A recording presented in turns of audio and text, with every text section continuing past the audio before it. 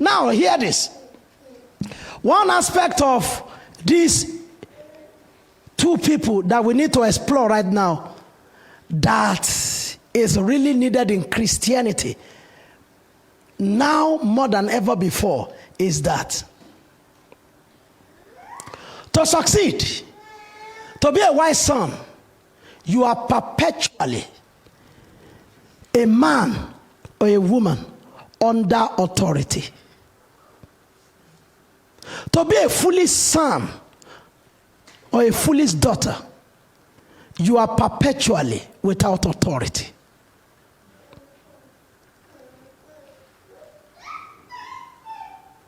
Wise people are checked. Foolish people are free. Very free. Let that sink, because I'm going somewhere tonight. And you see, we were reading it. Give me Luke 20. Give me Luke 20 from verse 1. They ask Jesus, by what authority do you do this thing that you do? They know. These were doctors of laws. These were religious philosophers. They know that it is not possible for somebody to be a man or a woman of weight and strength without an authority backing him up. They know. They know he's under certain influence. That's the reason why no matter what they say to Jesus, they didn't say he didn't have power. They say he has Satan power that is under the authority, that is using Beelzebub. They knew there has to be an authority over him. And Jesus didn't dispute that. You know, one of the boys here say, my life revolves around pastor. His life didn't revolve around pastor. If his life revolves around pastor, you will see the difference. As a child of God, you are under three main authority. The day you are out of those authority, you are a foolish person. Walking naked on the street. And I will explain it. You are under heaven's authority, God. You are under a prophet at any point in time. By prophet, he brought them out of Egypt. They could not come out of Egypt until a stammerer came. A sign commissioned by the burning bush that did not get consumed. With signs and power. He was younger than all his siblings, but yet he was the chosen one. And then that is the authority of the congregation of the Lord.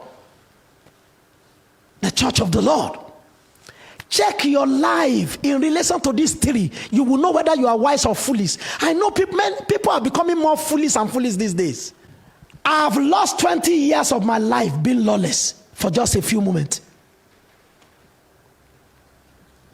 I told Pastor Sade, the first 10 years that I've spent before I came into that lawlessness was gone. 10 more years of pain before God restored me. 20 years altogether. I'm proud of that. Somebody will say, I'm under God. You are a fool. Even God is under human beings. Angels appear to Cornelius, who was a centurion. And angels said, we have come to give you the message. Go and look for Peter. Angels were subject to Peter. They said, angel just said, yeah, your prayers and almsgiving have come up as a memorial before God. Send for Peter. He said, why can't you tell me what you want to tell me? Send for Peter. Angel was not born again. Before they drag him to the heart. You know, there is something inside human being that wants to make you think I have absolute freedom, I have relationship with God. I told Pastor Sade, I said that's how I was. And I got everything right, 90%. But 10% came to haunt me and crushed everything that I did for 10 years. Up until the first 10 years of my life, there was nothing I saw in Revelation and something I devised through God that did not work. But the devil was waiting for me somewhere, in one corner. And as soon as the devil got me, he wiped off the first 10 years and affected another 10 years. Are you listening to what I'm saying? Look at it. They said, and it came to pass on that on one of those days, as he taught people in the temple and preached the gospel, the chief priest and the scribe came upon him with the elders. Look at their question and spoke to him, saying, tell us, by what authority do you do these things? Who is it that give thee the authority? They knew that it was under some authority, that it is not possible for human to just be flaunting. There must be something. Matthew, tax collector, was under the authority of Roman power. Everybody respected him or hated him. Even if you hated him, you still respected him. Zacchaeus was under the authority of Roman Empire. Herod had his authority from Roman Empire. The Pharisees and the Sadducees, their authority mainly were from Herod and Roman authority. So then I said, Jesus, where do you have this authority? And Jesus did not argue that he was not a man under authority.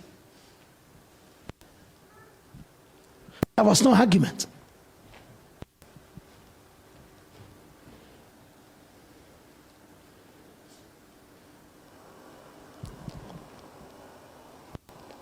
Satan will catch you easily.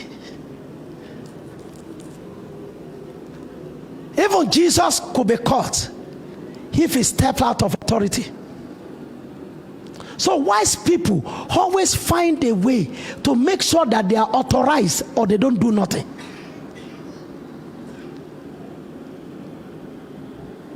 Foolish people say, I live my life, I'm free to live my life. And they are free until one free, reckless agent comes against their life and wrecks their life. Very free. HIV is very free also. It's free of charge. And people have it in this country. HIV. Very free. Then they now be looking to look for who has authority to help them cast out the free agent. The free agent running amok in their life. Look at this. 2 Kings chapter number 5. I will read two passages in 2 Kings chapter number 5, and I will read chapter number 6 also. Look at this, chapter number 5, verses 7 to 14. Now Naaman, captain of the host. Okay, you know the story.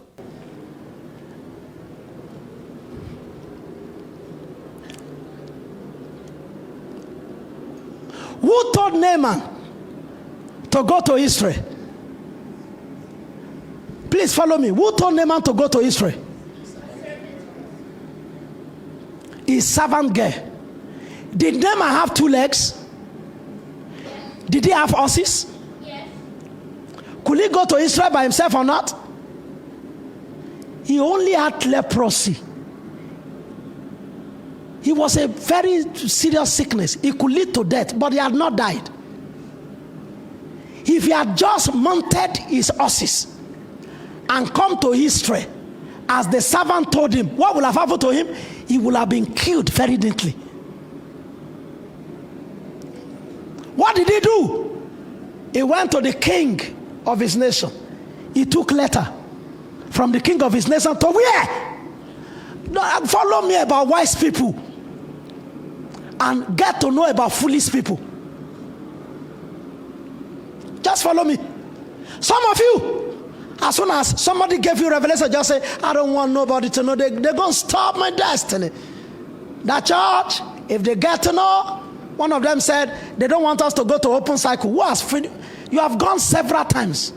Nobody has stopped you. You have run to Dublin without anybody. Let me tell you, the most foolish person you can come across is somebody who does not have anybody over them, who stops them from doing what they like to do. Is the most foolish person. I'm going to get to the point of Jesus now. You're going to see something. Stop that thing and let all these people sit down. Please. You see that when Bishop Waleke was around, I tried to even want to be texting people. He stopped me. Don't walk on my head, Mirella. Please just find a way to sit down. Don't walk on my head. Please just sit down in one place.